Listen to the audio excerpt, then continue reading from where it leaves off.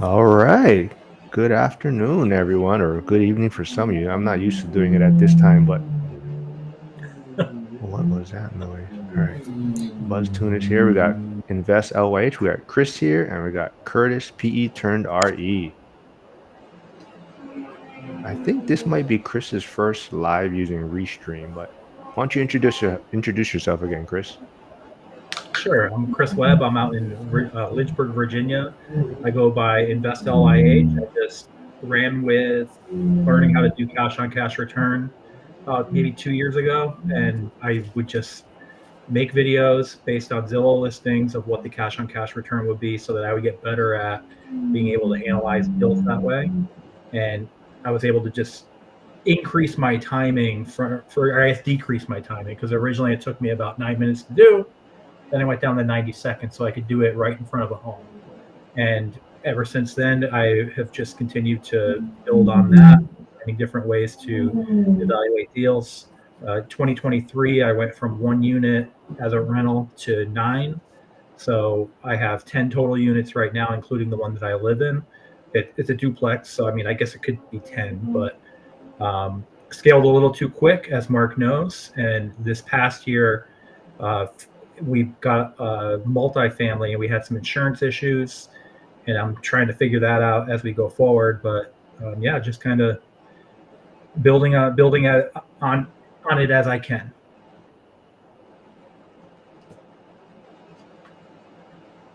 Cool. Sorry. I don't know. I keep hearing background. I'm trying to figure out where it's coming from. But well, yeah. Just So was is that you playing video games again in the background? Because Curtis got his new NCAA football game, so he might be. Oh yeah, yeah. I played that game for so many years. Actually, the funny story about that game. So back when I had a PlayStation, this is years ago. I think it was PlayStation 2. That's how old it was, and I kept it all through my years. And I remember sitting in my house in Arizona playing it, listening to econ podcasts while I was playing it. And eventually, about a year later, I said, I got to go back to school. And I think it's because I would sit there and I would listen to these things and it would just come into my mind and I'd be like, I can do this. So I just did it. But yeah, I love that game. I have not played the new one. What? Nice. Yeah, that might be me. I may need to change locations. I have a contractor doing work in a different unit, so Oh, so well, if you need to whatever change. works for you, unless you want to just try and mute it when you're not talking. Maybe I don't know what's easier for you. Okay, yeah, I may just go into the other house and it's still vacant. So if you Sorry, just yeah, give other me, house. so if you just give me a moment, I'll. Yeah, just pop back in after, man. All right, cool, man. Just gonna be you and me for now, Chris. That's all right. That actually reminds me of another story. I was like, When I what was is in that noise? Texas, it was just when we started doing work from home and I got my roof done. Ah, We had 3 meetings that day. I'm like, I can't hear you. well, So let's get started then a little bit before Curtis jumps on because we kind of had a discussion. During our interview, we kind of came up with this kind of term, the ego tax, and it seems to be something that's kind of on your mind quite a bit. Seems like recently, or maybe you thought about it a little bit more. But you want to dig into that a little bit? yeah, it was interesting because you had mentioned just some scenarios about being able to say, "Oh, I'm going to get a certain price," and then holding out. And I, in my head, I'm just like, "Oh, it sounds like an ego tax." So it was just something that I thought was pretty interesting, and I thought that it would be fun to kind of unpack and see what kind of areas that could be assessed to. Definitely assessed in the rent, in my opinion. Some people feel like they will have to get this rent in order for them to be successful. And I think that I watched a video of yours the other day, or it was today, but it was from the other day. And you had the guy on there who has the mobile homes. Yep, Derek. Yep. And he had mentioned that when he purchased a deal, he didn't think that he was stealing it from somebody, but then eventually it became a great deal. And I think with the purchase side, it feels like that a lot for investors. Like we hear these stories about people who get great deals. I know one here. I think she bought a home here in Lynchburg. I think maybe for 30 grand. She put 40 grand into it and sold it for 300. You hear those and you're like, oh, I need to get something like that. And what people sometimes forget is that that deal that she got was built on all of these other deals that she had done previous to that. And I think that people forget that what your ego can get into the way sometimes when you don't give yourself enough time to achieve that goal. Yeah, I totally agree, man. I think so. Dennis, thanks for stopping by. We also got Tyler here. He's a firefighter, or I think he's a retired firefighter. Buzz Toon is here, but Dennis is a big video game guy. So I actually go check out his YouTube channel. He's not only talking about real estate and things like that. He's also playing video games and stuff on his channel. But he says, I got a PS2 from Toys R Us website in late 2000s. I think that's when they first came out. Yeah. He had to hit the refresh a million times to get one. Yeah, man, it was crazy back then. But I'll put his YouTube channel in the comments and everything. But yeah, go check it out. I mean, it's not just real estate, so it's pretty fun. I actually saw one of his stuff, and one of the guys watching his comment was like, he's like, I can't stop laughing watching your video. You're like play by playing your own recording or watching yourself. But yeah, the comment section was pretty funny. But yeah, the ego tax, I think, and you're talking about from a rent perspective, and yeah, I totally agree. But the more people that I talk to, I think I realized that the ego tax is kind of like, it can affect everything in your life, not just real estate.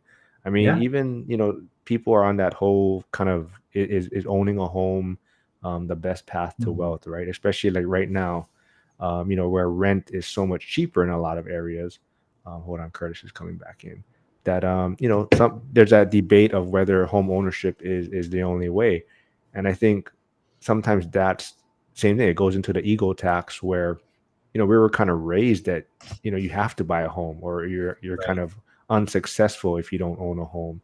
And then sometimes people are like trying to compare what they're buying to their friend or their classmate, and it's kind of like, okay, now I gotta get a 4-bedroom 2-bath with a pool because my classmate or my friend has something else. And I think that's where that whole ego tax comes in, and then it kind of just handcuffs you also, right? So Curtis, I don't know if you were listening along, but this is maybe a new term for you. I'm not sure if we discussed it too much, but what would be your thought if someone mentioned ego tax to you?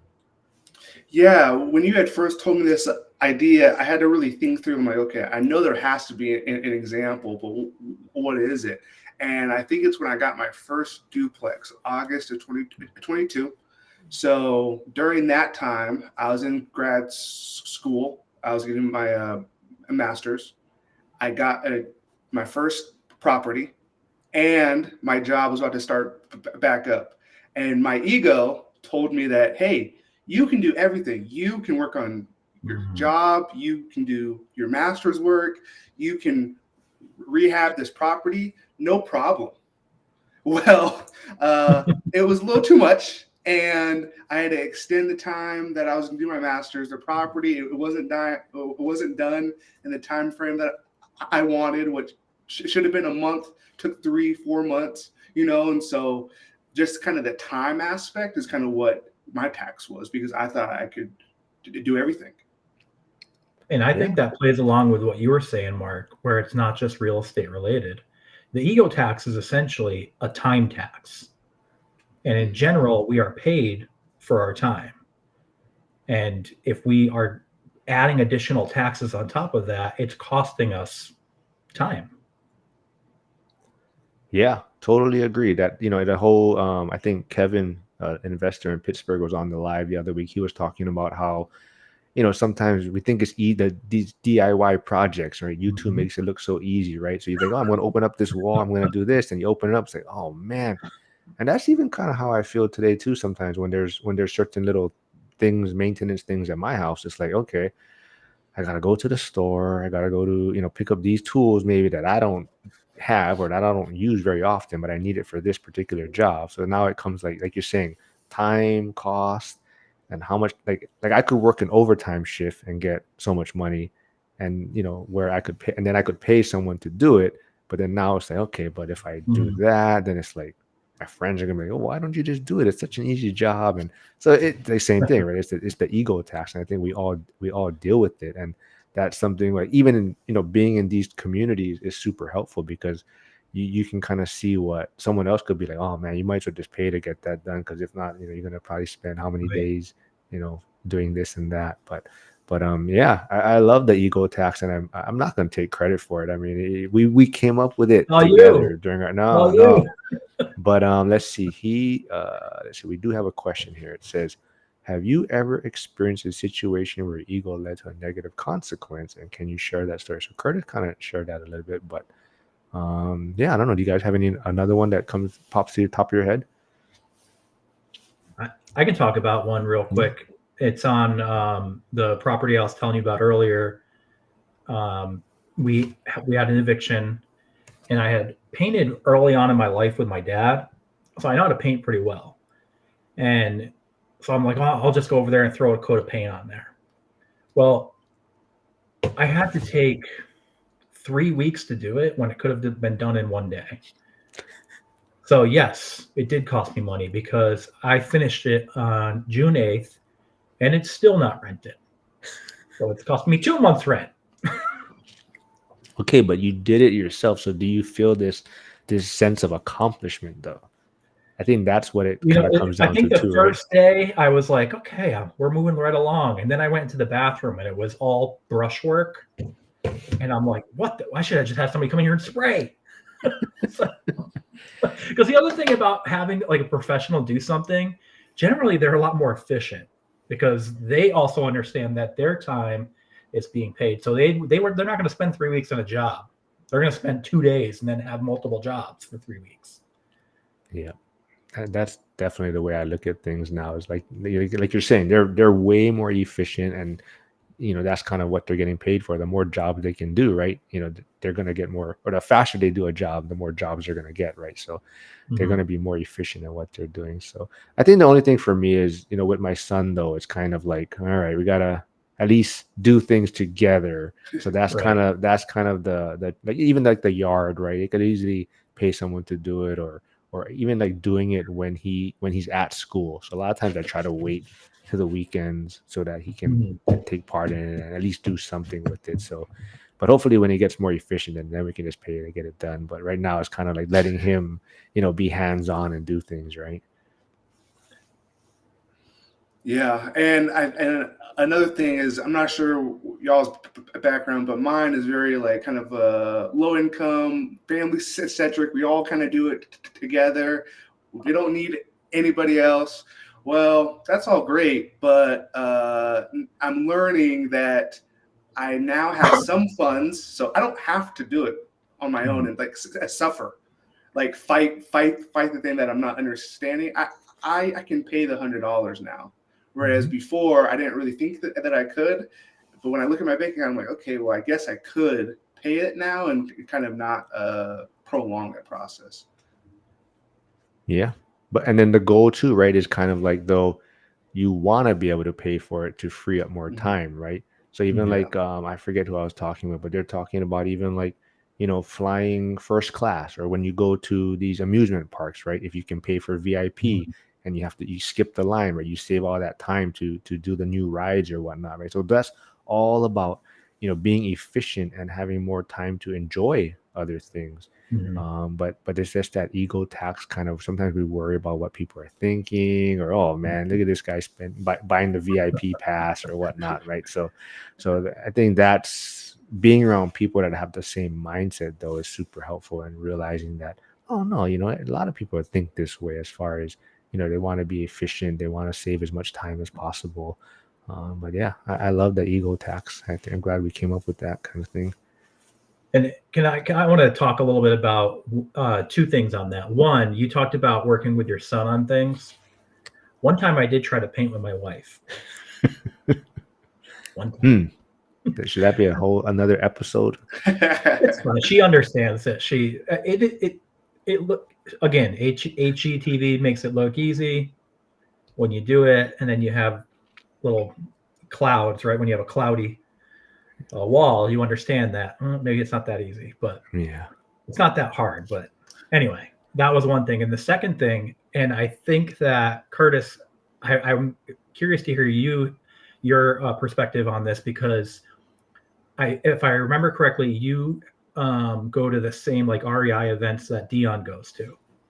Yep. So when we talk about ego tax, sometimes I feel like at an REI event, if you do not do hands-on work, it is a hit to the ego from other people. And I wonder if because I think Dion's to the point now where he can overcome that. Other people cannot, because like I recently gave a talk to our REI event where I showcased my econ knowledge. And I think not everybody gets to do that. So are they at that disadvantage, and are they trying to make up for that ego tax because they have to, because other people are saying, I am a handyman, I am going to impose a tax on you because you have not shown to me that you're actually doing things to your property. Yeah, I think that's an interesting one, and I think it kind of depends on the person. I very much own up to, hey, I'm trying to work. I don't know what the heck I'm doing though, and like, but I kind of reverse it, and I just own it. So before they can shame me, I get it out of the way. That's a great strategy. That's a great strategy. Yeah. Because now they have no power, right? So, and I kind of got that from my speech thing. Because if I just tell people, hey, this is kind of what happens when I speak, sometimes there's going to be some issues, and okay, you like it, you don't like it, it kind of is what it is. And so kind of translating that to like not knowing certain construction stuff or rehab stuff, or just being honest, it kind of like puts it at ease. Yeah, and I will say we have a great guy who leads our group here in Lynchburg.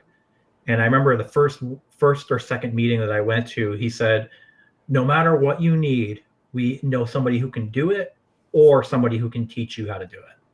So he never gave me that impression that there was that tax imposed. Since reading like some Bigger Pockets things and things like that, I kind of see it there, here and there. And I also see it on the financial side. A lot of people are like, well, you don't know what a 1031 exchange is. And I'm like, not everybody knows this stuff. I think sometimes people, just because they're at a level, they expect other people to be there too. And I think that does a disservice to the community. Now, in our community, I think we're doing great. But when we look outside, not everybody knows about the one rental at a time community, or even here in Lynchburg, not everybody knows about the REI and the guy who leads it. I mean, they're great people. So. Yeah, I definitely agree with that, because I go to an event about every week, and it's not always the same group. It's definitely not the same community that we're in here. And so I definitely kind of see the different things and kind of the judgment that's cast upon for doing X, Y, or Z. And luckily our group's not like that though. That's great. Dennis is hilarious. I'll get to his after, but Tyler also mentioned, I think I did have it. Tyler mentioned bigger mastermind, swinging the hammer frowned upon. And then I completely agree with that. And I will say, jumping into Tyler's, in general, the higher you go up when you're building something, you understand that the time is worth more, so you're willing to outsource it. And let's see, what does Dennis have to say here? Cool. Dennis says, I usually try to tell people how ugly I am first, so they aren't too shocked or so shocked, but they usually see my face before I can say it, so it doesn't work. No comment, man. But yes, go check out Dennis's YouTube channel, man. He's funny. And I also put Curtis's PE turned RE YouTube channel in the beginning of the links, or his beginning of the comments, and same as Chris's one. Chris's one is a lot of economic data, so I love it. They're very long videos. Sorry, guys. Not too bad. I mean, they're like what, 10 to 15 minutes? Yeah, well, the last one I did was like 25, but it was a digital version of what I taught at the local event, which was about 40 minutes. So Okay, cool. I don't know, Curtis. Did you hear when I was saying Dennis's earlier comment about his PlayStation? Oh yeah, yeah. Yeah. In 2000, I was 2 years old, so I can't really relate to that. Uh, but yeah. Curtis, Yeah. what team are you using right now? Chicago Bears. Oh man, please, please stop with the propaganda. I've been playing that thing nonstop. It's actually become kind of a problem. My family's checked in on me to make sure I'm doing okay, and so I've been using all kinds of teams. I like Tennessee's playbook to really spread it out. I've also kind of played around with like the Navy and the Army with that triple option, but it just happens so fast. Like I can't even get the right read. So you prefer college? My nephew played at Army. He played 2 years there. And then one of the girls that worked for me at the cookie shop goes to UT. Tennessee, okay. University of Tennessee. So nice. That stadium is huge. It's probably the biggest stadium I've ever seen in real life. All right. So what do you guys think? I'm gonna throw this out there, wasn't live. What do you guys think about an ORAT fantasy football league? I think a lot of people would like that. I do not play fantasy football. Oh man. Fine, Mark. You know my schedule. Well, that's why people like the football, because you only got to set it really once a week, right? But a good friend of mine back in Massachusetts, I swear he could be a stockbroker. I mean, he has charts up and down. Yeah. He knows all of their. That's how it used to be. Yeah, the point system. I'm like, man, you got to channel that into something to make some money. Exactly. Yeah, that's why I just play to have fun. I just play to keep in contact with people. I actually started an X one last year. It was kind of last minute.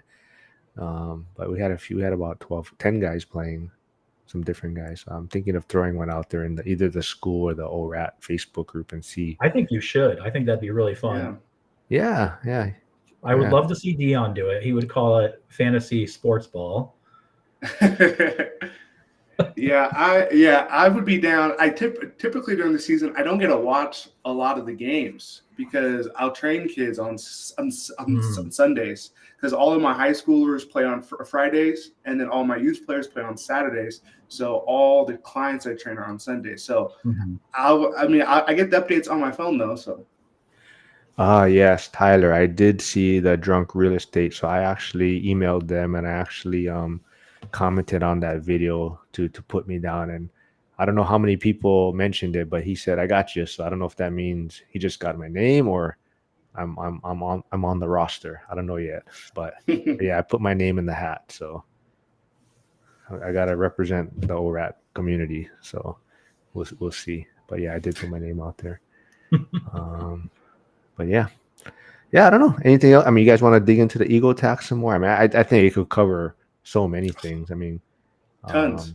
Yeah. I mean, I think that's kind of even where like my son's mom, struggles a little bit because, she, and I don't want to give her age away, but she, I think she feels like she's behind a lot of people in a sense where maybe she grew up with, and she attempted to open up her own business, and she was doing fine. COVID happened, so it kind of threw a wrench in things, and she had properties which she sold to start the business. So I think she kind of feels like she's going backwards in a sense, and she just, I think ego-wise, it just gets in the way where it kind of puts even more burden. And I think so, like she's trying to, I feel like, get a Hail Mary with every move she makes, right? And then that's a hard way to win, right? If you're just trying to go for a Hail Mary touchdown every single play, it makes it difficult. You kind of just got to keep moving forward, taking what the defense gives you, the small, moving the chains. But like, I feel like she's just trying to hit a home run or get a Hail Mary on every play. And it's just like, you almost like kind of, it does push you backwards in a sense, right? A lot of times, so I think that's where she's struggling. I see a lot of people kind of, and as you get older, you kind of deal with that kind of stuff, seeing what your friends or people that you grew up with are doing. Yeah, I can speak on that. Go ahead, Curtis. Oh, okay. And yeah, and when folks talk to me, especially friends like my own age or, or even family members are starting to see what I'm doing now. And when they're like, oh, how did you start? Like, where should I look? And I start to have the conversations. And as I'm talking through, I can kind of see their face change because they realize that they're going to have to do some work or they're going to have to learn something new or do math. And for a lot of folks, Yeah. they're kind of like apprehensive. And so they're kind of taxing themselves because they're fearful to even take a step.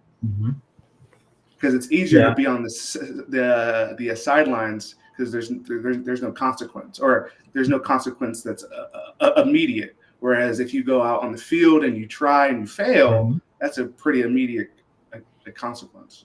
Yeah. And there's a lot of power in what Curtis is using as an analogy there of getting out on the field. Because when you're on the field, you have to act and you also have to react.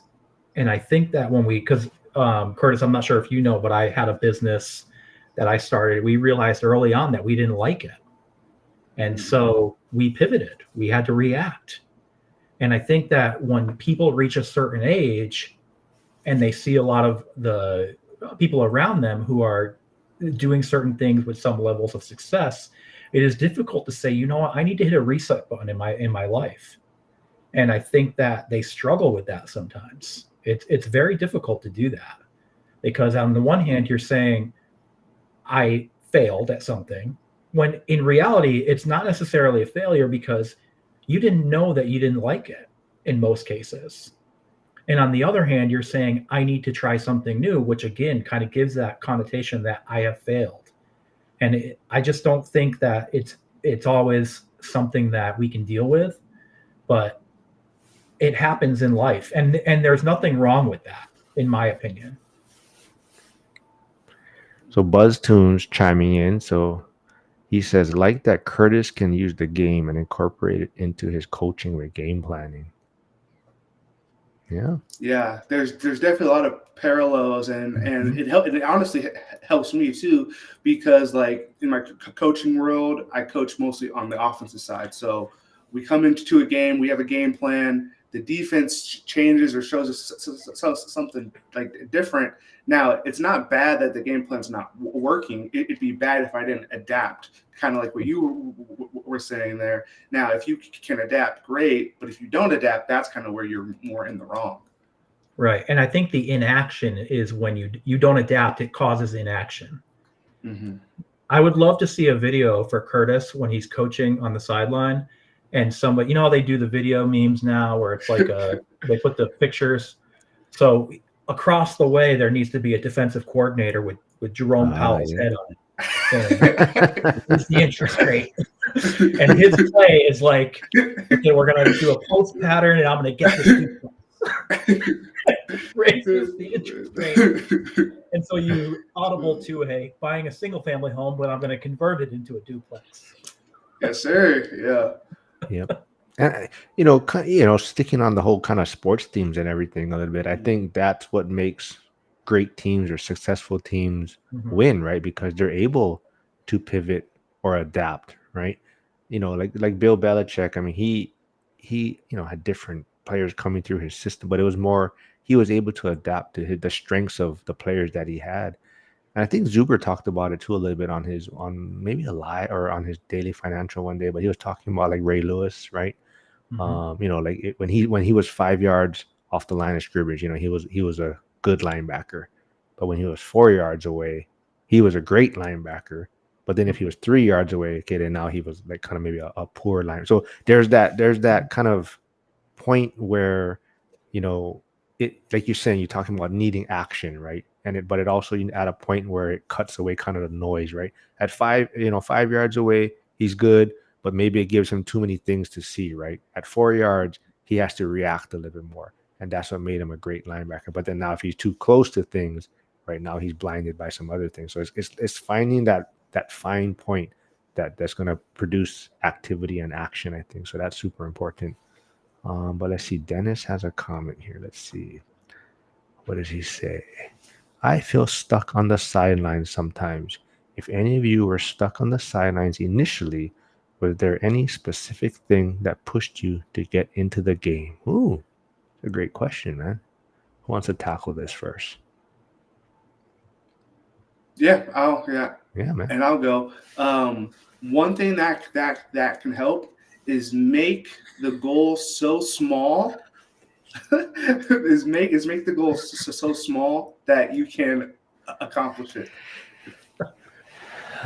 We got people chiming in from X over here, and I can't reply on here. funny. Hold on, I gotta send out a different message. So, Curtis, you said that make the goal make the thing so small where you can achieve it. So, for football example, that would probably be something like first getting in your stance. Yeah. Right. Make sure that that's correct. Make sure. What do you call those splits? Right. Yep. Splits are good. Right? Yep. Yeah. So you make sure you're this far away from your other player. And we could translate that to real estate to understanding your buy box. Simple task, no math involved. Even smaller. Yeah, maybe just knowing your market. Or your location, I guess.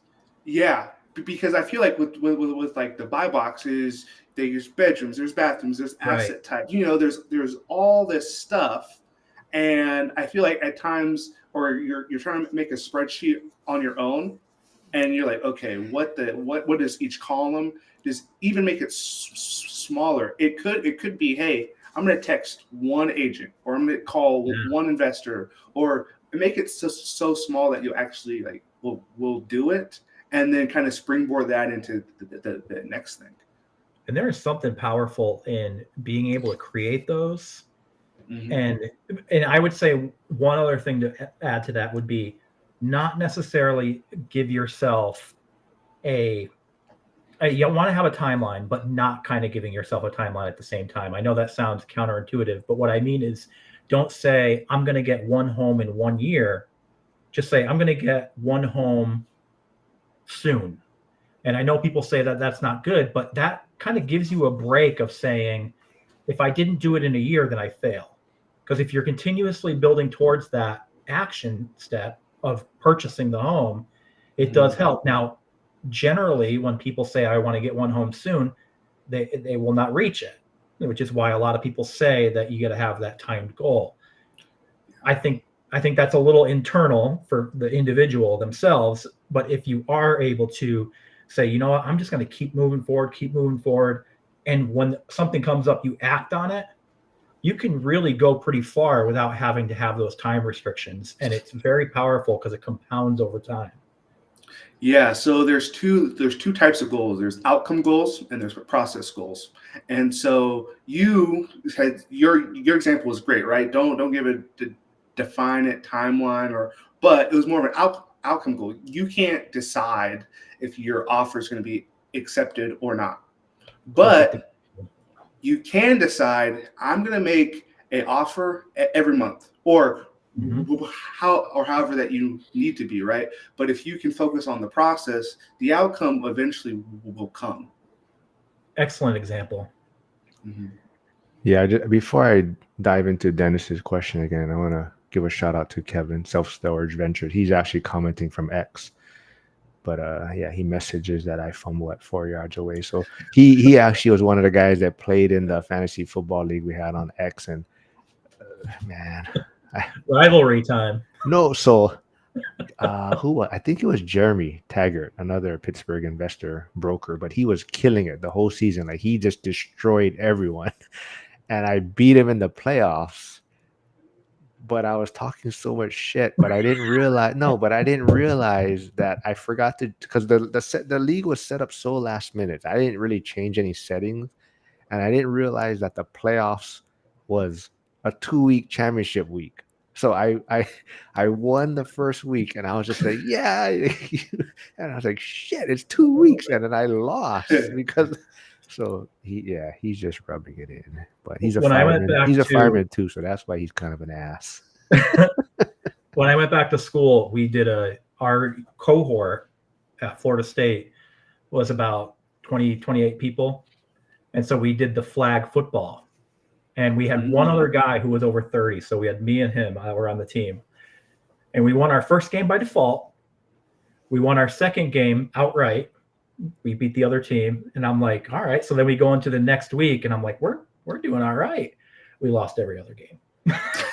Young kids are fast. Oh yeah. Okay. But so BuzzTune says Dennis is doing it right, learning your buy box, networking, like the plan Zuber laid out. You'll be equipped with all the knowledge to strike well. You know, I agree, and Dennis, you are doing a great job, and I think you're in a great community, and everyone's pushing you and willing to help you.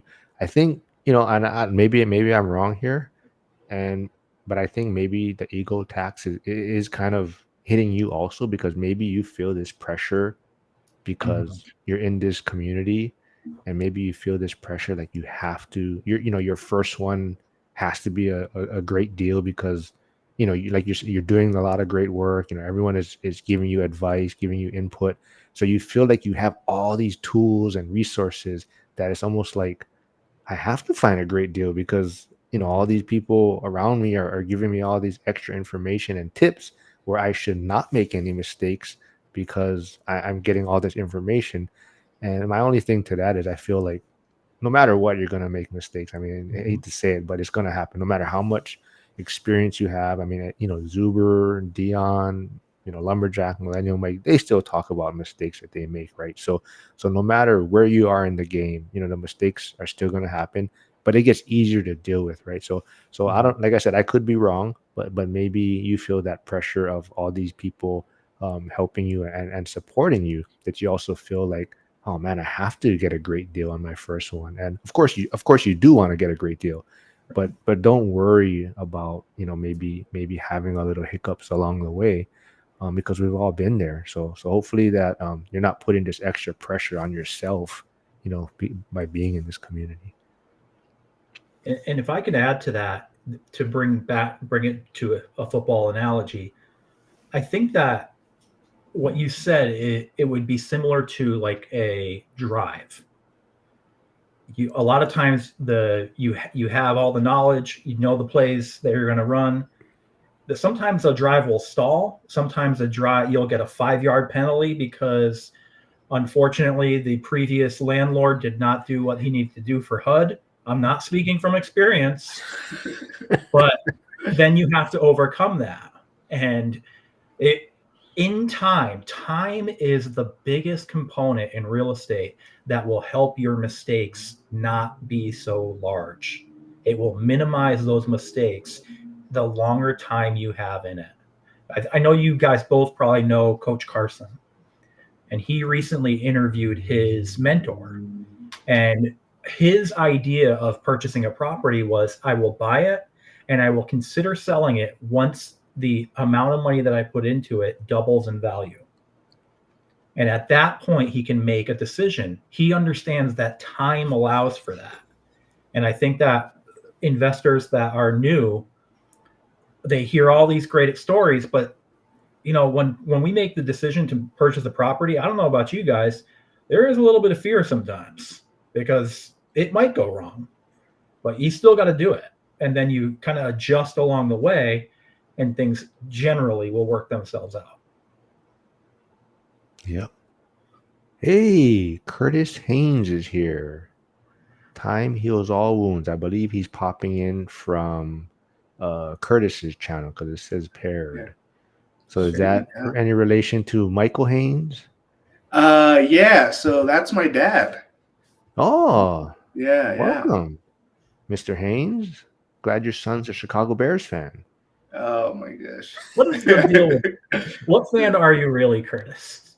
So I'm not really a fan of a certain team. I did used to work for the Seahawks. So like I used to go to all their home games, and like my job was if anyone jumped over to get onto the field, I'd have to run and go tackle them, and so to make sure. So well, luckily that never happened. But and Mark, why the Bears? Well, when I was kind of really just starting watching football, the '85 Bears were just the best. I just thought they were the coolest thing. The Super Bowl shuffle, and then that was just like, oh, this is my team, Well, nobody's gonna like me because I grew up in Massachusetts. Ah, yeah, you're a front runner. I know where you're going already. I remember Hugh Millen went 2-14 in 1991. I am not a front runner. Oh, I also know the Bears destroyed you in the Super Bowl. Yes, I know. That's why I tilted my head to the side. But yeah, that's the reason why I like them. And yeah. So, Mr. Haynes, though, thanks for stopping by. I mean, you raised an Yes. amazing son, and he's a great story. And I'm glad he's willing to hop on these lives and share his journey and talk about what he's doing. But yeah. Yeah, I think I'm gonna try to have him maybe hop on here one day because he's doing some cool stuff down in Florida Oh.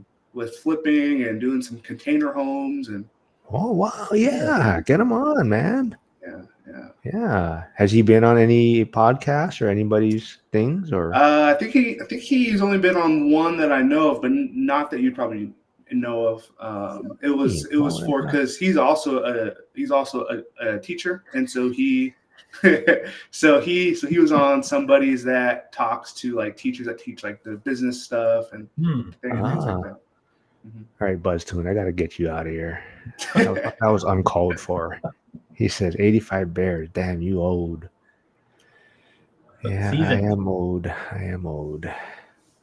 But yeah, you should get him on, man. I mean, even going back to the ego tax we're still kind of talking about, but like I said, it kind of relates to a lot of things. Like for you, Curtis, or even you, Chris, like how long did it take you guys to decide you're gonna do your first YouTube video or put out some content? It took me quite a bit. I probably wasn't going to do it unless I was bullied by Dion and Millennial Mike. But they kind of coaxed me into it. So I said, all right, I'll give it a try. And then what really helped is they were like, hey, the first like 20 plus are gonna suck, and no one's even gonna really see it. So like, don't even be concerned. Just get in the habit of posting. And I actually been doing them for years. We, when I worked at a company in Arizona, we were the first to do video marketing. So we did, we used this company. I don't even know if it still exists anymore. It's called BombBomb. And what happened is they, you've heard about it? Yeah. So they were the first to convert audio or media files to iPhones. So what we did is we set up different tracks for our loan officers to reach out to people, and they could just open it on their phone. And I can't tell you how many emails I got back that said, I can't believe you stopped everything and did a video for me. You're so busy. I was not a loan officer, but I was on the marketing team for them. And then that kind of led into, we created a green screen and we partnered with agents at the time. And it led me into some more like web development and social media managing. So I've been doing it since I think like 2013, 2012, maybe. And I started a marketing company years ago. It never really went anywhere, but it landed me a corporate job to do it. So I was doing it there. Then I went back to school because what happened is I was looking at all this data and I was like, I need to understand this. So I needed to increase my technical skills and my statistical skills. So I went back to school. Then when I got out, I just started working in the corporate world. And then when I was when I moved to Virginia, I was like, well, let's just start doing it again. So it's kind of, and Mark, I don't know if you know Curtis, and some of the viewers may not know, I work a W-2 job. I teach as well. And then I'm also a student. So it's really like and then I invest. So it's like my fifth thing that I do. So, which is why I'm not very consistent or anything like that. But I just tried to do it and here I am. All right. BuzzTune made up for it. He said, I apologize. Crocs are the best. Man. But I also want to, Mr. Haynes, if Curtis is not going to invite you on his channel, I'll welcome you on my channel to talk about your story. So I'll throw that out there. But same thing, Curtis. For me, it was the kind of like, the first 20, 30 suck. But you're fine. You're just trying to get your footing right and figure things out. But yeah, it's a lot of fun. I'm having fun with it. But I think it's getting easier. Not saying it's easier for you folks to start, but because we're all starting to do it, we can do things like this, and it gets a little bit easier for other people to want to start theirs, because they can see, like, oh, if these knuckleheads can do it, then I can do something too, right? And it's just, Yeah. it makes it a lot easier though. But it's all fun, and Mhm. we're all practicing and learning, and even that your thumbnails are getting awesome, right? You're doing that, and you're having fun with that, and yeah, cool. And I will say Yeah. about the videos too, the camera tells us a lot about ourselves, which is interesting for some people to understand. And I think that's why people say 20 is that secret number, because at that point you kind of realize, you know what, we're good no matter what. Trying to decode this message right here. Person, turquoise, waving speech. Let's do it. Oh, Curtis? I don't know. is that an emoji? Oh, that yeah. Oh, okay. That Right? yeah. Could be. Yeah, that might be like an emoji. I was like, what? I don't know what this is. I'm trying to figure it out. Mod restream. Let's go. Gotta get these emojis in here. No, Well, it looks like Rocks Are the Best has an emoji too. So. Yeah, that's why. So I don't know. Maybe yeah, I'm not sure. It might be on a phone doing it. I don't know. Yeah. But yeah, I mean, it's I like it. I mean, like you, I definitely like the lives a lot more. Like you said, it's you kind of just Actually, I actually lost my train of thought because I was reading that as well. Because when I was in grad school, and I teach other people to do this now, when they're trying to interview for something, record yourself answering sample questions, and you learn a lot about yourself just by rewatching that video. Well, I know, like, Curtis, you practice, not practice, but like when I sent you the kind of topic for today, you're like, oh, I'm gonna think about this, right? Yeah. So I definitely see, like, when I send messages to certain people, like, hey, you want to hop on a live, immediately there's some that are like, what's the topic? And I'm like, I don't know yet, man. I'll get back to you. And there's some that are just like, okay, cool. Let me know. I'll jump on. So you definitely see how different people, either they prepare for it or just their train of thought.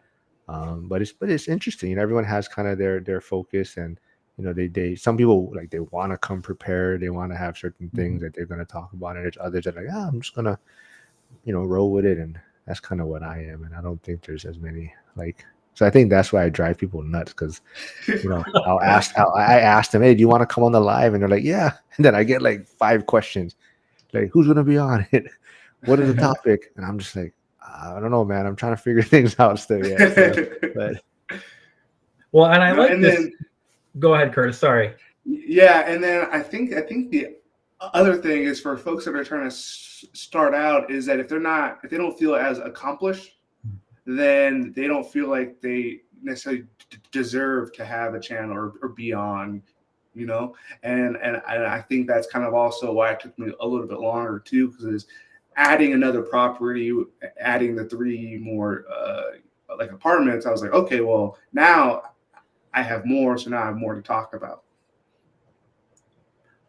Yeah, and I was going to go back to the live. I think that the format that this does is it's an extension of the conversations that you would have with other investors in Washington or in Hawaii or in Virginia for me. But now I'm having it with somebody in Washington. Now I'm having it with somebody in Hawaii.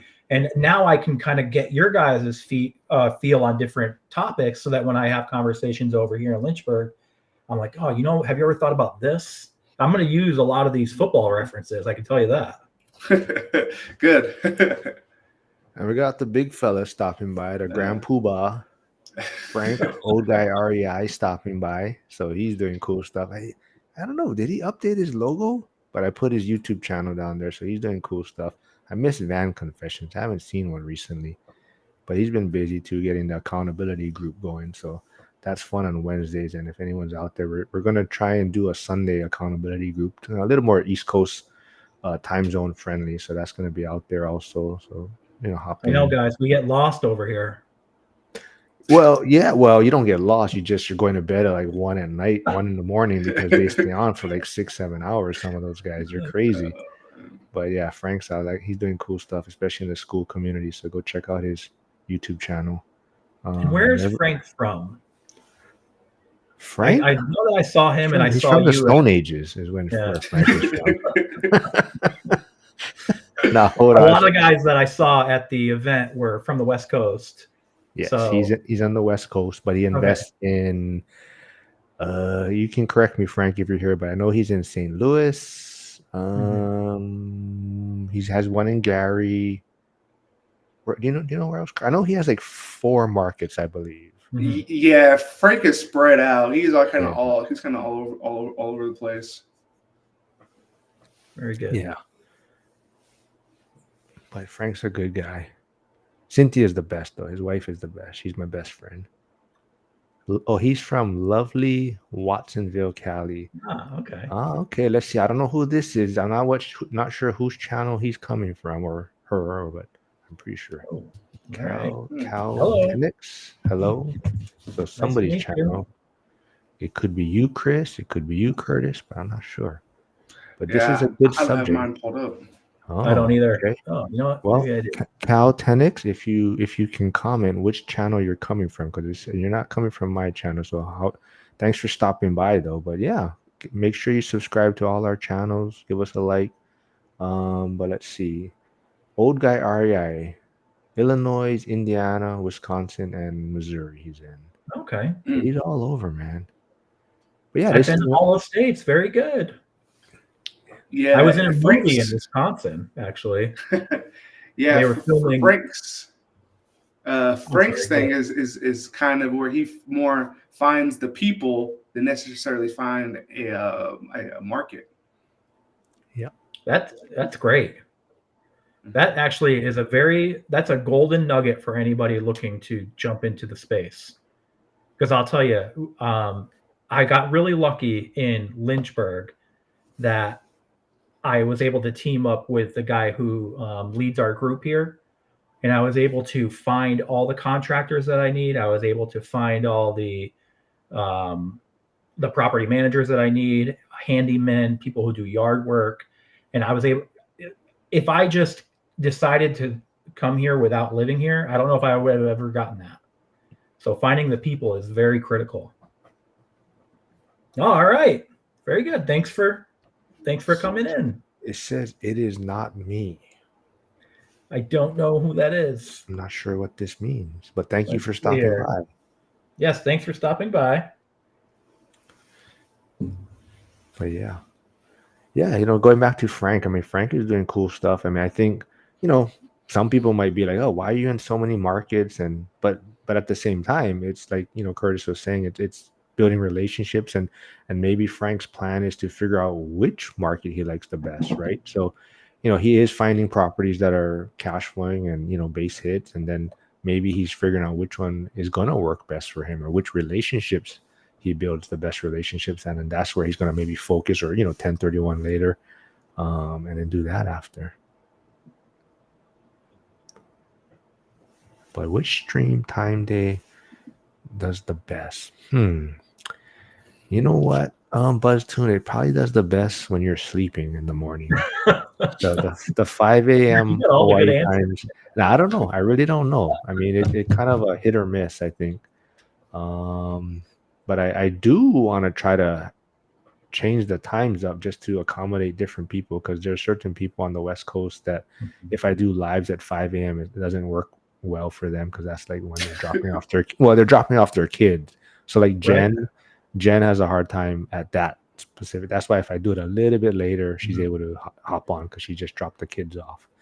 And I can talk about my old marketing position. One of the reasons why we developed a lot of the video is because I was blogging at the time, and video got the most hits. So I said, we need to jump into this. And then what I found when I was helping the agents design their strategies, the highest hits they got were on Sunday afternoon. And then I started talking to him about it, and I was like, why do you think that is? And we talked about it. And what we determined is that it is when they're at home, they're finished with all their chores, they're done with church, and they're scrolling their phone. And they would see an ad for a home, and they'd click it. And we would get the click-through rate. I mean, it'd double on Sunday. So he's saying, we're like, the guy's saying, that's not me. That's not you. That's probably you. Saying that it's not me. Oh, I gotcha. Yeah. Well, thank you for being here. Thanks for coming to the channel. Yeah. You must be a smart guy or smart person, if you're going to Chris's channel. So you're not. I don't Well, believe that for a minute. but yeah, so I don't know, Dennis. I don't know if you're still here, but yeah, that's something you might want to consider too. Maybe Frank's playbook a little bit, right? Maybe, I know you're trying to narrow down your market, but you're really not going to know which market you like until you really start investing in there, right? So, Frank, maybe that's Frank's what he's doing, right? He's investing in different markets to kind of see which one he does like the best, and that might be one way to try it. But have you tried real estate in Dubai? Because it is so common there. Huh. I do not know a thing about that. Do you guys know? No, Yeah. I was talking to Dion about like buying internationally because that's right. something that he had thought about. But what he had suggested instead was to buy a property here in the States and then use that to fund the traveling, to fund the Airbnb or the hotel or wherever that you're going to. So you're not tied to that country. You can come back and then you can go travel like elsewhere, but it's still being paid for by the property that you have here. Yeah, and I have never thought about it. The closest I came is Ireland was paying people to move to a remote island, and I was like, huh. So they're paying me because they would give you a house, and I'm like, but then I looked at the island and I said, probably not for me. Yeah, I definitely, like what Dion was talking about, right? If you kind of have something working in a certain market, that might be your best game plan, right? Just focus, double up in that market, and then like you're saying, let that money pay for wherever you want to travel, and that way you're not trying to figure out a different market. Or you're trying to figure out how to invest out of the country and figure out all these maybe different rules or regulations, or even your taxes, right? You might have to figure out how am I gonna get this figured out tax wise. So that might be the best approach, right? If you have something going well in Virginia or where you're at, Curtis, and that might be the best place to do it, is right, just focus your money there and then just increase the cash flow to pay for where you want to travel, right?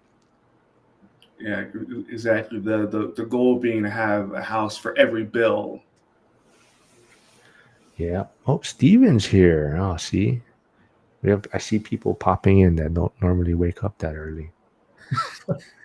Steven, I keep forgetting. I don't know if he's actually in Pittsburgh yet.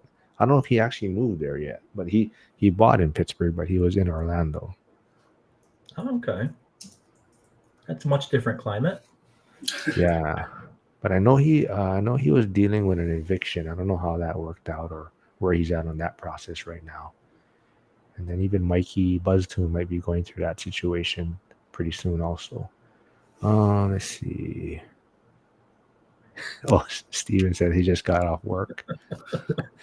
Let's see what if you are going to hire someone to market your real estate, will pay for every sale or what? Oh, like, are you like? I'm guessing. Are you going to use the same agent to relist or list multiple properties? Is Okay. kind of my guess from that. Well, what you guys use primarily one agent? How do you guys do it? I generally will go with a referral, and what I will do, because I have a good agent in Florida, I'll ask him for somebody up here, and that's how I kind of find my agents because I've moved around a lot. So I just try to use who I know. They know what I'm looking for. So then they'll be able to correspond that with their agent. And I think that I know on Zuber's channel, he has Beth who does that as well. Mm-hmm. So if you don't know anybody, if you haven't purchased a home yet, that might be a good start.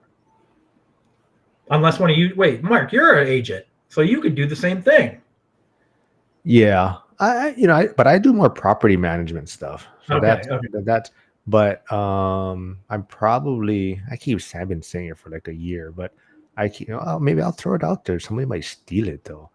But but no, but I've been keep saying I'm going to switch over to EXP because that's Mhm. kind of more my vision, I think. So EXP has more like it's almost like a building a rental portfolio because you have like a revenue share model Mhm. where you get agents and then you get a percentage and then it kind of builds. So it's almost like a building a rental portfolio. If you try to get so many agents a year, like so many properties, that's just kind of cash flow that comes in yearly, right? So that's kind of the way I'm looking at it. So it's more, no, it's not a, but yeah, but well, it's a flip version because you are getting paid instead of like the brokers in a sense. Oh, So okay. Okay. because technically it's still a pure because the traditional model, the brokers are making more money, right? So this one is because it's more cloud based. You're not having that overhead too. So even like your monthly fees are typically lower. Trade better says count me in for Yeah. fantasy football. Um, And but it's a profit share, so the company has to be profitable. Is that yeah, right? yeah. Yeah. So I think that's where Gotcha. it's less like a pyramid. So my thing though is I want to do more like the agent acquisition side, like how Mhm. doing these lives or connecting with different agents and just talking to them. And it's not even Mhm. gonna be like, hey, you want to jump? It's gonna be more like I want to help you market your brand, Mhm. and then if we ever talk about EXP, then great. But for And can me, I ask a question about that actually of yeah, YouTube? yeah. Is there a need for agents to understand the way an investor looks at a property? I can say that's exactly my answer too. Well, I'm gonna say if you are a investor, you want your agent to be, but there's so much people that are just buying a home that they want Yes. the best agent to, you know, market it and make it look a certain way. So, and I think that's how most agents are. Most agents are just helping the traditional home buyer, Mhm. So, but definitely, if you are an investor, you probably want your agent to be a little more familiar with what's going on the investment side of things. Yeah. But what do you think about this idea? Like I said, I think someone might steal it. Hopefully they're not listening. But so I want to do like the YouTube, the lives and all, but I want to have like agents in different markets like battling or comparing their market and like why their market is good. That would be like how I'm gonna get to like connect with different agents and be like, hey, I want to promote you and all that, but I want you to talk about your market, and we're gonna have someone else come on. And they're gonna talk about their market, and you guys are gonna go like, hey, my median home price is this much compared, and just or what is the new trends in your area? Like, are you guys getting healthcare? Are you guys getting new businesses? But now it's gonna Mhm. be like two agents kind of discussing their markets, going head to head, kind of thing. I think you'd get a lot of investors watching that as well. Yeah, so that's my plan. So hopefully nobody steals it. We can just cut that part out, right? After the Nah, I last. don't. I don't edit that. I'm gonna throw that out there too for the accountability groups on Sunday. I'm not editing anything, so you say what you want. It's being thrown out there. Hey Curtis, let me ask you what because you went like yes, yes. Yeah, What do yeah. you because thinking about like your last transactions and how you are looking to Mhm. invest now, what do you think there's a blind spot and do you have like a solution for one or Yeah, so I've used the same agent and actually the same lender twice for both of my purchases so far. And the first one, it was an easier market in 2022. So like the Mhm. numbers worked fine, Whereas when I was looking this year with the rates and everything, the cash flow was tough. And Mhm. so he was like, oh, hey, here's a great deal. I sent you it. The numbers work. And it happened a couple times and the numbers didn't work. And Mhm. so I had to say, hey, pause. The properties you're sending me, this is the issue. And then that kind of resolved it, where he may still send me it, but then when I said no, it wasn't really like a back and forth on why. I just said, hey, it's missing something. Then he would know, like during our conversations, I'll say the numbers just don't work. It wasn't like, well, explain the numbers to me, because I've already taught him on how I run my numbers, on what my reserves have to be, kind of all of that, and the importance of like certain aspects of the multifamily property. Like, hey, if there's no parking, that's a big issue. Right. And so just kind of having those conversations really helped him and I kind of search more. So as much as I asked the question earlier, Mark, and you kind of gave the point of view from your end in terms of being an agent, it kind of sounds like it could be on us as buyers to educate the agents to let them know what we're looking for. Because I fell for the same thing a couple times where I never told them. It just happened that I didn't look at HOA properties, and then they started sending me and I go, I don't like HOAs. We got to stay away from them. So it was very similar where I had just had to have that conversation as well. So very good. Sorry, I might be saying your name wrong all the time, but Caltenex says, talking about marketing, do you think speaking perfectly help convince the customer?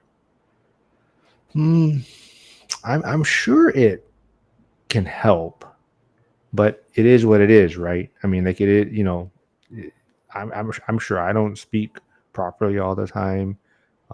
So it's one of those things where, yeah, you can kind of work on it and get better at it, but it kind of is what it is. And you just got to work to your strengths though, right? I think the biggest thing though is just make sure you're trying to speak clearly and not rush through things, and make sure that, there's some communication there. But I think that's the biggest thing, is just speak clearly, not rush, but as far as speaking perfectly and whether it's proper English like they say, but it is what it is, and kind of just do the best you can, right?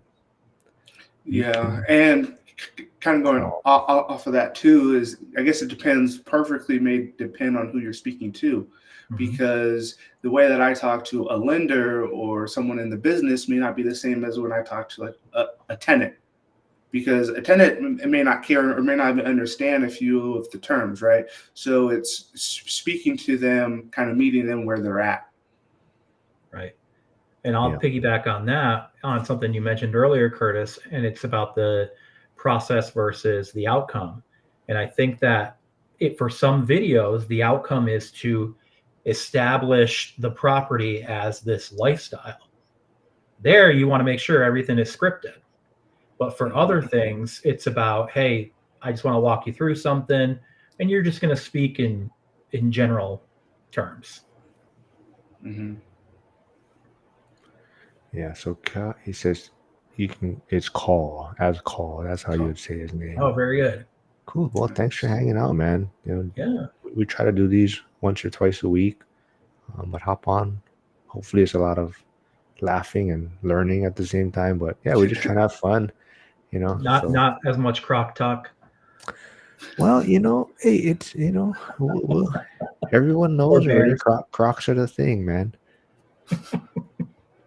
But I think we seriously got Sierra Homes and Hustles into considering starting to make gibbets. She's like, oh, gibbets might be. So she. Oh man, we gotta get you some Crocs with your fireman logo on them. Yeah, I would. Yeah, I might. Let's see what else we got here. Yeah, I don't know. Anything else you guys want to dig into while we're here? Trade Better's here, so yeah, he's down for football. I said so. I'm meeting him tomorrow. Oh, nice. Yeah. What is that? So I'm meeting with him tomorrow. Oh, that's right. Yeah. It's kind of chat, and that's something I would not necessarily get into, but I would encourage.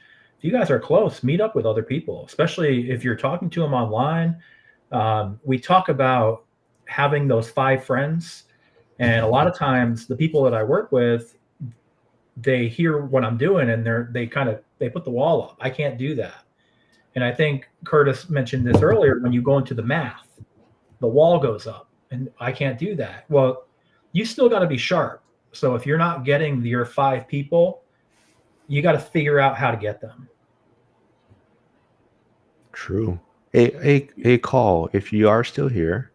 I'm not sure if you're willing to, but maybe put what area you're in, or do you have any real estate, or what market do you invest in? But yeah, if you don't mind throwing that in the comments. But Yeah. I want to bring up a different tax. I'm not sure if you guys follow Coding Christian. Mark, I know you've met with one of them, but they talk about the stupid tax. oh, I'm good at that. Have you guys had to pay that? And if so, what did that look like? Well, my son's mom doesn't watch, so yeah, I paid it. No, hopefully she doesn't watch. I can talk about one time when I paid it. I bought a brand new home in a community in Arizona, and it was an infill home, so it had all these existing homes around it. And I mean, we assumed we were going to stay there for a decade or more, and I think we stayed there for 5 years, and the value didn't increase. And when we sold it I think for $200 more than we bought it for, because the values around the area just were not there. And I didn't really know at the time that it was something that we were gonna move on from. So it became a stupid tax. But I mean, when we initially bought it, we didn't even think about it. But I'll tell you, ever since then, we remembered it, and we are not making those same choices again. So Carl says he is from Algeria. Oh, I can't skip this one first, though. From BuzzTune. Sydney Sweeney and Crocs. I'll be on cloud 9.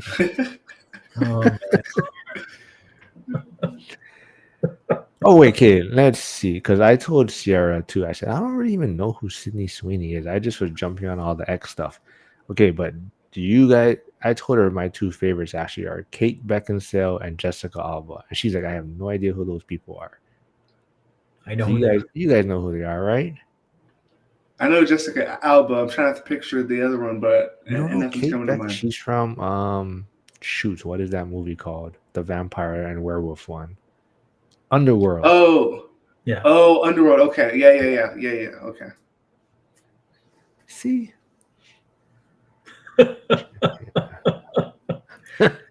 Oh man. I will say, when I had the cookie shop, we had 9 high schoolers that worked for us. It was a lot of fun. One of them walked up to me one time, Curtis, I don't know if you're going to know this. Mark, I know you will. And they go, Chris, do you know who Hall & Oates is? And I'm like, yes. I don't know, Curtis. Do you know who they are? They're a band, right? Yes. Yeah. There it is. Yeah, from the 80s. Don't ask me to name a song or lyrics or anything. Let's see. So, are you in Algeria still yet? Or that's where you're from? I mean, but yeah, I don't know. Maybe if you put where you're at now, I mean, I'm sure we can find someone in that area if you want to sit down and chat about real estate or whatnot. But yeah, I definitely agree. You know, get out there, put yourself out there, connect with people. You know, like Mikey's doing a great job at that. When I first met Mikey, you know, he was kind of shy, and now he calls all kinds of people. He's talking to like lenders, and he's talking to his inspector that inspected his place. I think he's like talking story, and the guy's like, "Oh man, Hawaii must be awesome." But yeah, just get out there, talk story, meet people. You don't even know who invests. That's why a lot of times you're talking to people and you're like, "Oh, this person has properties." And I'll admit, I have to get better at that. Just getting in touch with people, and I have to get better at networking outside of Lynchburg. Yeah, it is hard. I mean, but that's that's why all these Zooms and technology comes into play. And I said it's great just to connect with people over social media, and everyone has a story to tell, man. But yeah, going back to like the stupid tax, I think I think we've all been there. It's just something that you go through, right? And then you kind of just find your way, right? You find your niche, or you find your community. I mean, some people love stocks, right? Some people are doing stocks, crypto, whatnot. But we've all paid the stupid tax. It's Mhm. just hopefully you can limit it after a while. Right. Um, Yep. hey, Frank is still here. Old guy REI is Yeah. still here. Thanks for sticking around, man. Yeah, and Um, I'll say thanks to everybody too. It's so because you kind of invited me, and then but it's still on my channel as well. So anybody who's watching from my channel, thank you, and anybody who's watching from Mark's channel, thank you. This is a very interesting time to have YouTube and use this technology. You mentioned one the other day. It was the one that cuts up your videos. yeah. That is So, cool. I used it today. I was like, oh, you this is tried cool. Opus? Yeah, Yeah. So it pretty makes it, slick. yeah. So Opus is really, so what you're gonna find out though. Oh, so what video did you use it for? Was it just yourself, or was it you used it It for? was an interview, and Okay. my style is I usually do the interview and I have my little hmm whiteboard. Yeah. So it didn't pull up the whiteboard. So I'll have to play around with a little bit, Yeah. but You can I still like what edit it it. did. It Yeah. did, and it grades like Yeah. your catch line or whatever, Yeah. your phrase. Yep. And I'm like, this is pretty interesting. Yeah. The only thing you're gonna notice though, and that's actually why I try to get 4 people on. It just makes Mhm. it easier to edit the videos.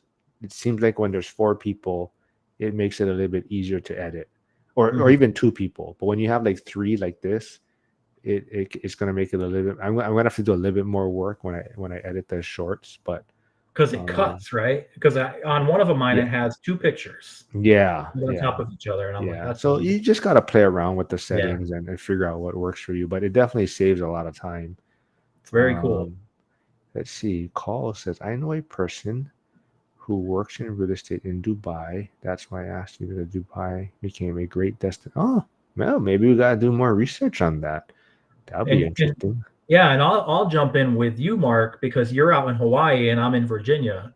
We have 2 different sets of like tenant and landlord laws. So what I would recommend is reach out to your friend and or to your person and find out what the laws are there. Because I know in Mexico, I don't think a non-Mexican citizen can own land, so you have to do like a lease structure.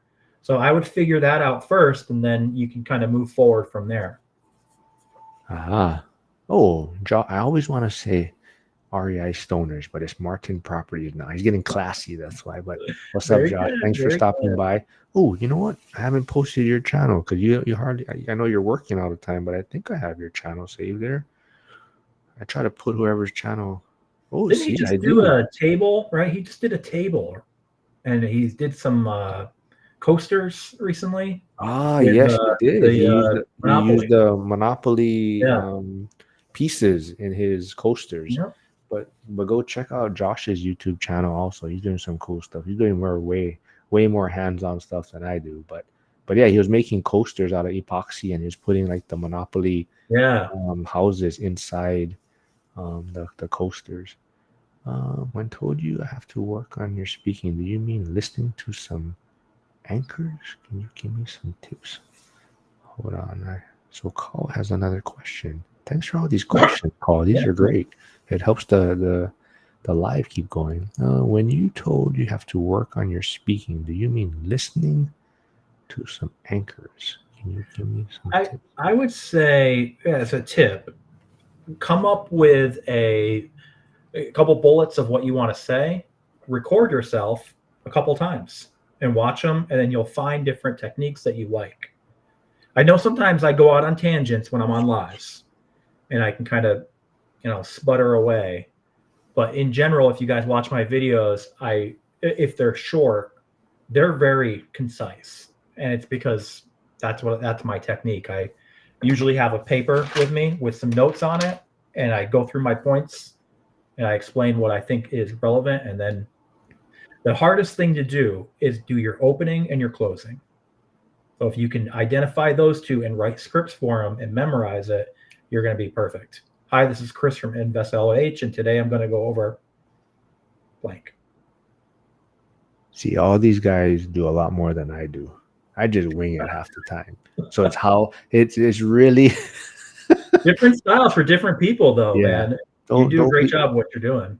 Yeah, don't be like me though. I just wing a lot of stuff. I just roll with it, And I know I definitely have more of a monotone style, so that's not for everyone. And some people like to be more energetic and whatnot. But so you just gotta really find kind of what works best for you.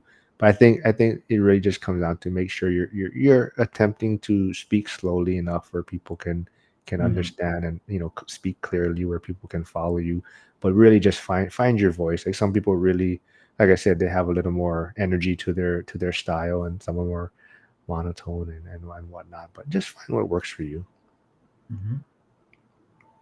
Rolling with the homies. Yep. See, Marcus. Yeah. Hey, Josh, how's Bronny doing, man? Is he gonna go? Is he gonna make the cut? I like jabbing him. He's a Lakers fan.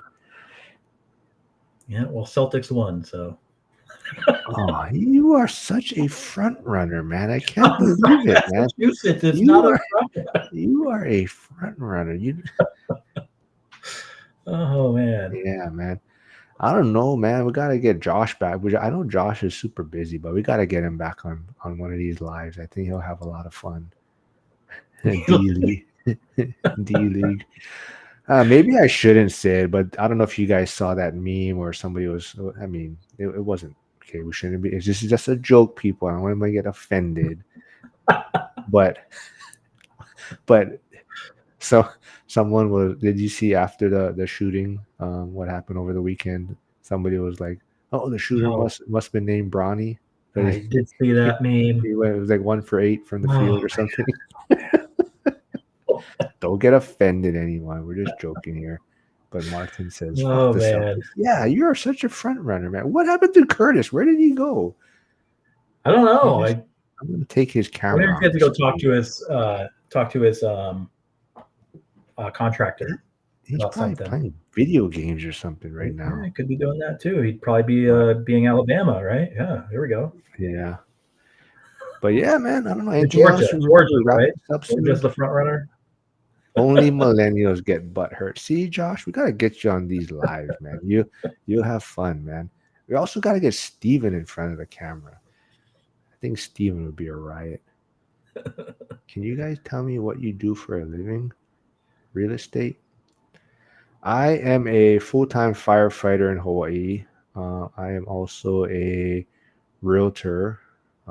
Currently, well, I don't. I guess I don't have a broker right now, but I'll probably be switching over to EXP soon. I do more property management, co-hosting, short-term rental management, and then I invest in real estate in Pittsburgh. And I'm an analyst. I work in an HR department and I develop payroll for a large organization. I teach economics as well, and I invest, and I'm also a student. Student, I guess, is not something I do for a living, but it feels like it does me for a living. So,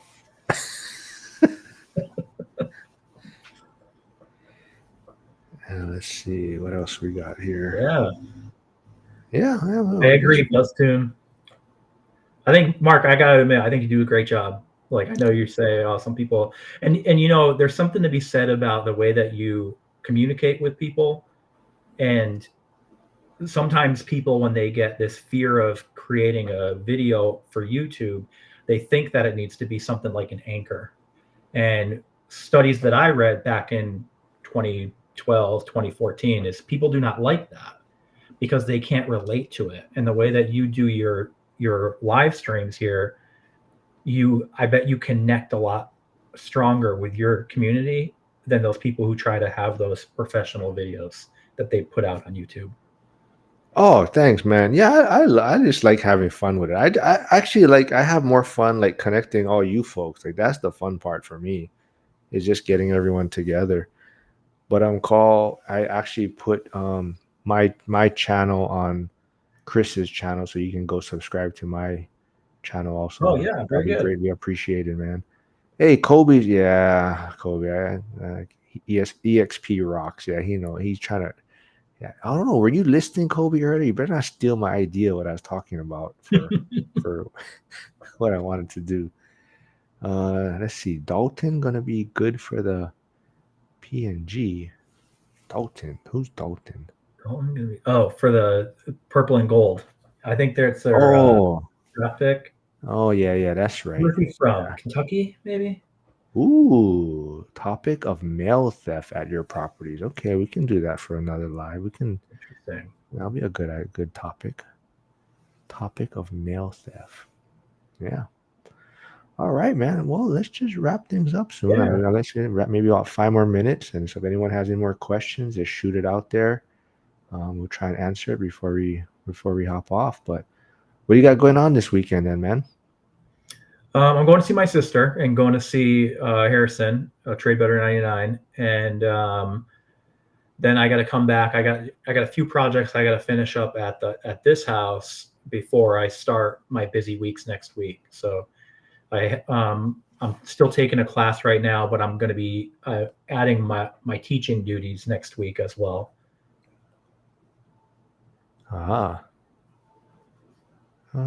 I've been seeing people change their boxes to safe boxes in my area. Really? Huh. Oh, let's see. Yeah, I haven't had that issue. I haven't been brought up to me yet. What do you think of project management? Do you mean like managing like rehab type stuff? Is that what you're asking, Call? Or just project in general, like for bigger companies? I'm not sure. How do You got it? So I think that early on when you're investing, you kind of wear a lot of hats, and then at some point you kind of you come off as an expert in one area. And I think, like, for example, from some of the people we watch, I think Matt, the lumberjack, is very good at project management. And I think that he can go into something and say, it's going to take me 10 days to do this. It's going to take me 5 days to do that. It's going to take me 8 days to do this. Whereas early on, you have to learn those. You kind of go through those lumps, and then you're able to identify that later on. And I think that for some people who have a partnership, generally they're going to have somebody who's a little better at that and somebody who's a little better at something else. And I think, Mark, if you're doing property management, you probably got to know a little bit about project management, because you probably have projects as you do things, especially on the short-term side. Yeah, so that's the thing too. Is I think it really always just comes down to you really got to understand yourself. I mean, some people don't, or they struggle communicating with other people, and I see it in the firehouse too. Though that's kind of what separates, the people in the firehouse. There's some captains that are great at, kind of adapting their style to the personnel on their truck, right? So they know that everyone has different strengths and they know how to get everyone to work together. There's some captains out there that it's more like, no, this is my truck. We do things my way, and they're not willing to adapt, right? So, there's different kind of, I guess, managers out there, or captains, as you would say. And there's some that it's kind of their way, they're set in their ways, and that's so they attract only certain people to their truck a lot of times.